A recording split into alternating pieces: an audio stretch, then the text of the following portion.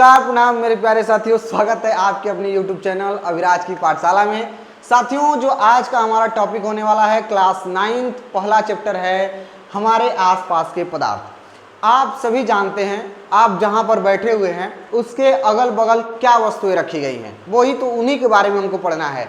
और मैं गारंटी देता हूं कि अगर आप लास्ट तक बने रहे तो आपको हर एक चीज आसानी से समझ में आएगी और मैं गारंटी देता हूं कि कोई भी चीज आप भूल नहीं पाएंगे। ये हमारा पहला लेक्चर है और इस वीडियो को लाइक और सब्सक्राइब जरूर कर दीजिएगा।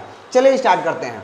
हमारे अगल बगल जो वस्तुएं रखी गई हैं जरा उसको ध्यान से देखिए। वह वस्तुएं क्या हैं? पहला तो आप देखेंगे कि जिस कुर्सी पर बैठे हैं वह कुर्सी होगी, मेज होगा, टेबल है, कलम, कॉपी, बोतल, पानी, गैस और बहुत सारी चीजें हैं आपके रूम में रखी गई हैं। वो किस अवस्था में है, क्या है, उन्हीं के बारे में हमको जानकारी लेना है। तो चलिए समझते हैं। पहला टॉपिक है हमारा पदार्थ। पदार्थ क्या होता है? पदार्थ हम किसे कहते हैं? पदार्थ क्या होता है? इंग्लिश में इसको मैटर कहते हैं। मैटर क्या होता है?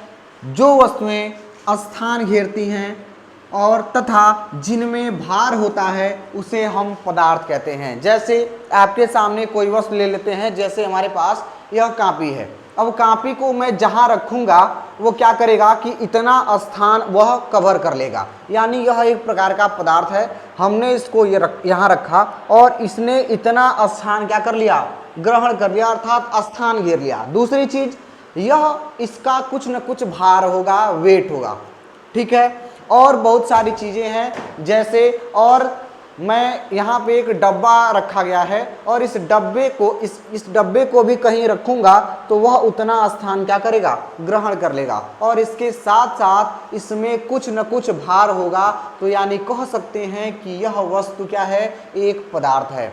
दुनिया में जितनी भी चीजें हैं, जो भी चीज है दुनिया में दिखाई दे रही है, वह सारी की सारी पदार्थ है। ऐसी कोई चीज नहीं जो पदार्थ ना हो। आपको जो भी दिख जाए तुरंत कहिएगा दिस इज द मैटर, यह एक पदार्थ है, यह एक पदार्थ है। क्यों है? क्योंकि यह स्थान भी घेरता है और उसमें भार भी होता है, तो इसे हम पदार्थ कहते हैं। चलिए आगे बढ़ते हैं। एग्जाम्पल में देख लेते हैं। ईंट, पानी, हवा। ईंट भी स्थान घेरता है, पानी जिस वस्तु में रखते हैं वो भी स्थान घेरता है और उसके साथ साथ हवा भी स्थान घेरता है। अब आप कहेंगे कि हवा कैसे स्थान घेरता है?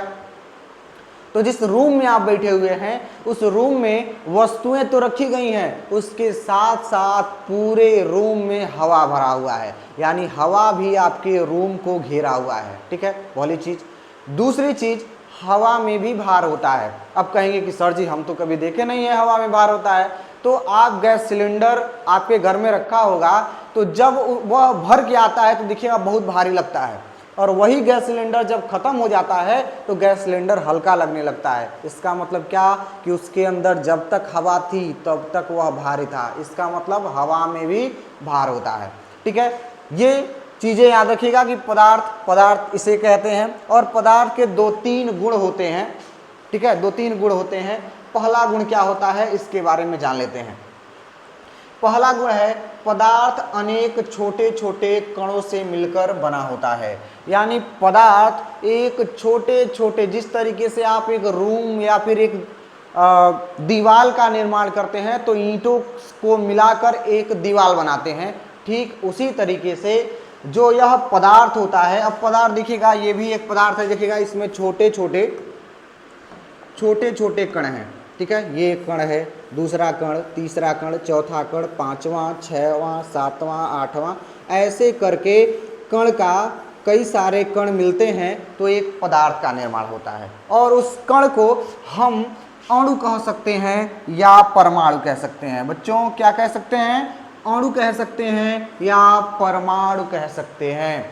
अब आप पे डिपेंड करता है कि आप कब उसे अणु कहेंगे, कब उसे परमाणु कहेंगे। बस आप इतना याद रखिएगा कि पदार्थ जो है वह छोटे छोटे कणों से मिलकर बने होते हैं और इन अणुओं को इस कणों को हम क्या कहते हैं? अणु कहते हैं, ठीक है। देख सकते हैं ये लिक्विड का है, लिक्विड में भी जो अणु होते हैं, और ये गैस है, गैस में भी अणु होते हैं भैया। चलिए आगे बढ़ते हैं। अगला क्या है, तो तीसरा पॉइंट हमारा ये है, दूसरा पॉइंट ये है, दूसरा नोट पॉइंट क्या है, पदार्थ के कणों के बीच रिक्त स्थान होते हैं या फिर रिक्त स्थान पाया जाता है, जिसे अंतराकाशी स्थान कहते हैं। अब इसका क्या मतलब है, तो कहने का मतलब यह है कि जो यह पदार्थ है, देखिएगा ध्यान से, ये हमारे पास एक पदार्थ है, ठीक है, और यहाँ पदार्थों में ये कण है, और जब कणों को हम एक पास रखेंगे तो इनके बीच में एक छोटा सा जगह भी बचेगा, ये जगह खाली वाला, ऐसे रख दिए तो ये जगह मिला खाली वाला, इसको हम कहते हैं अंतराकाशी स्थान, अंतराकाशी स्थान बोलते हैं, ठीक है ना।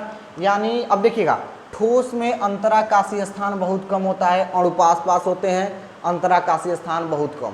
गैस में अणु थोड़े थोड़े दूर दूर होते हैं, अब दूर दूर होंगे तो इनके बीच में ज़्यादा जगह मिलेगी, तो हम कहेंगे कि इनके बीच में जो अंतराकाशी स्थान है, जो जगह है, वह अधिक होती है, ठीक है। तीसरा क्या, गैस में देखिएगा ये बहुत दूरे दूरे रहते हैं, सब साला एक को दूसरे से सटे नहीं होते हैं, तो इनको हम क्या कहते हैं, इनके बीच में अंतराकाशी स्थान बहुत अधिक होता है। चलिए आगे बढ़ते हैं, दूसरा पॉइंट हो गया। तीसरा पॉइंट क्या है, तीसरा पॉइंट यह है कि पदार्थ के कणों के बीच, पदार्थ के कणों के मध्य एक बल लगता है, जिसे अंतरा अणुक बल कहते हैं। बच्चों ध्यान से देखिएगा कि यह जो कण है, उन कणों के बीच में बल लगता है। जैसे यह रूम है, इस रूम में 100 बच्चों को अगर खड़ा कर दिया जाए तो वह एक दूसरे को ढकेलने लगेंगे या फिर खींचने लगेंगे, यानी इनके मध्य में एक बल कार्य करेगा, और उस बल को हम कहेंगे आकर्षण बल या फिर अंतरा अणुक बल, ठीक है ना। देखिएगा ठोस जो है, ठोस में दो कणों को ध्यान से देखते हैं, ये है चिंकी और ये है मिंकी, और इन दोनों कणों के बीच में बल अधिक होता है, ठीक है ना, खींचते हैं एक दूसरे को, ये कण और ये कण एक दूसरे को खींचेंगे। गैस में देखिए, गैस में ये कण जो बल होता है थोड़ा सा कम होता है द्रव में, और गैस में एकदम दूरे दूरे रहते हैं, मतलब इसमें जो बल लगता है बहुत कम, इसमें उससे अधिक, और ठोस में सबसे अधिक बल लगता है, ठीक है। तो ये याद रखिएगा, और आगे बढ़ते हैं। चौथा है कि पदार्थ के